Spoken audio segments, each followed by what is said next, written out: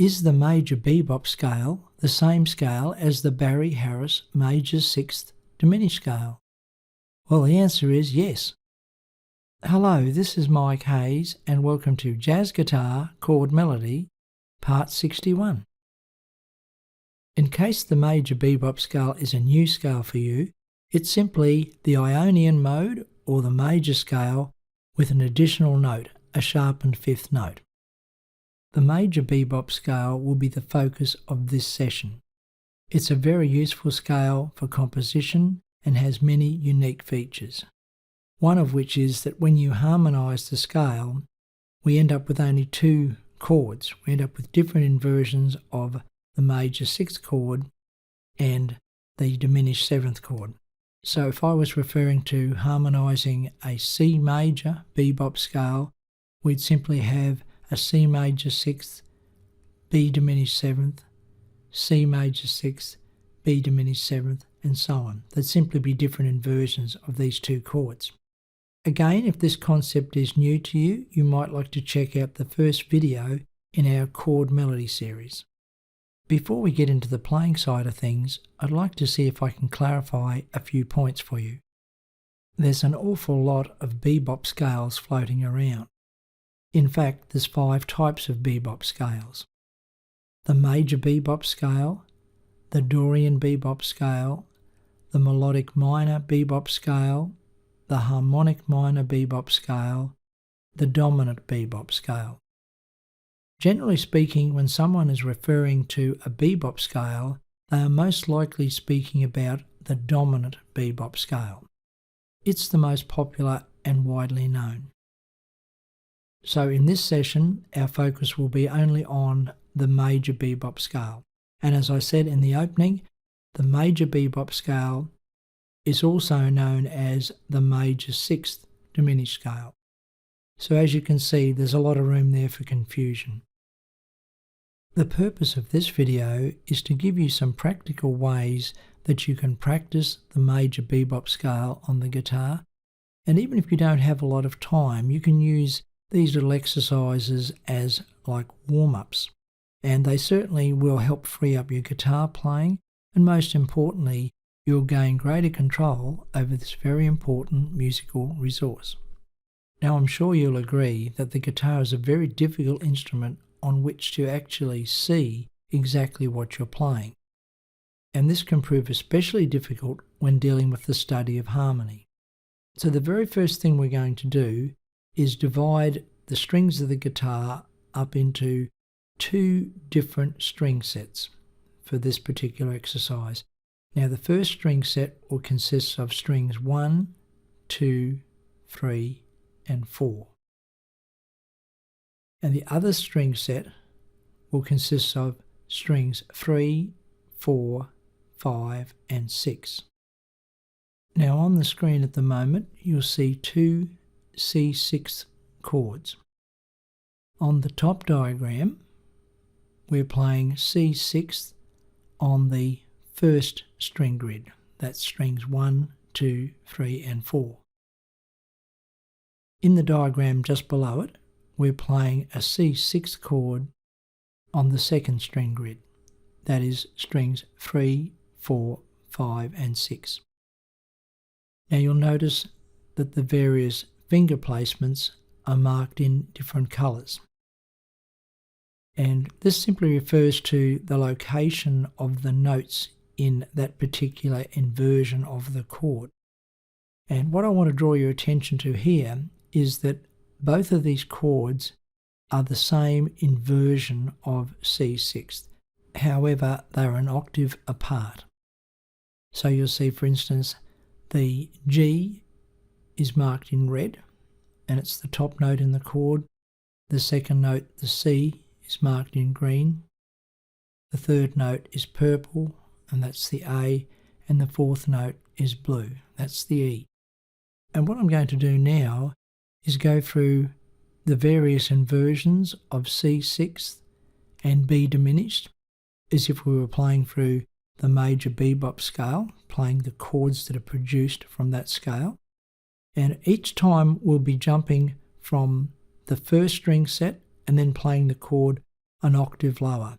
You might like to check out the diagrams first just so you get an idea of what I'm doing before you play along. And simply just this one idea alone will give you a distinct advantage of how the guitar is laid out. For example, if you were doing this exercise on a piano keyboard, the chord shape would be exactly the same, whether you played it an octave higher or an octave lower. However, on the guitar, the shape is different, and this is what we were speaking about earlier, about how it's difficult to work out how harmony looks on the guitar fretboard. Okay, here we go.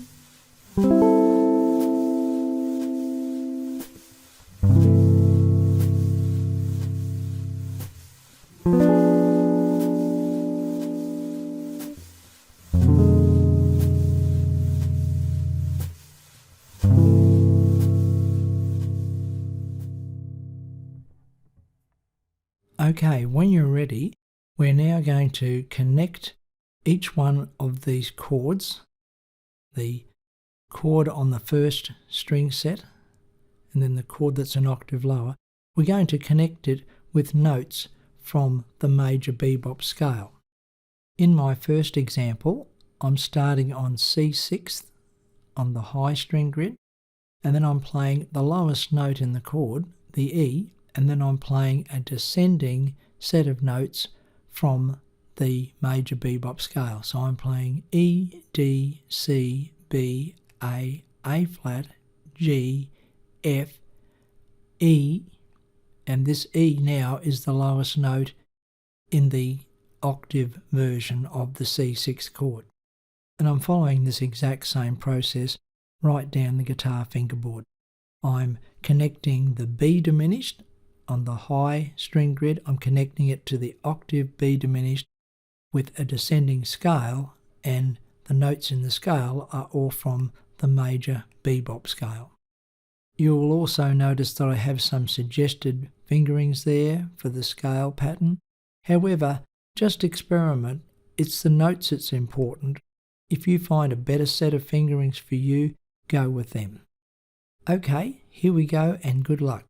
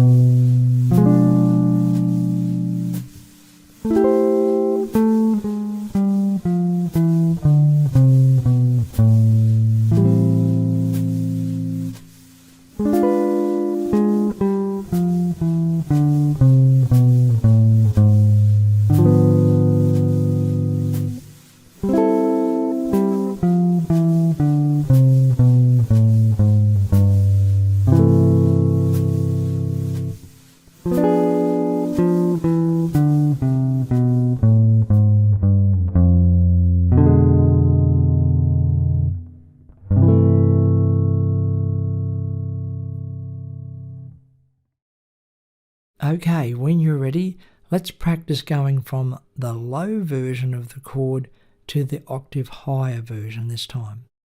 So for this exercise, I'm going to begin on the low string set, the the chord on the low string set, that's on strings 3, 4, 5 and 6. I'm going to use an ascending scale to connect the two chords, and of course the notes in the scale will be from the Major Bebop Scale. Here we go.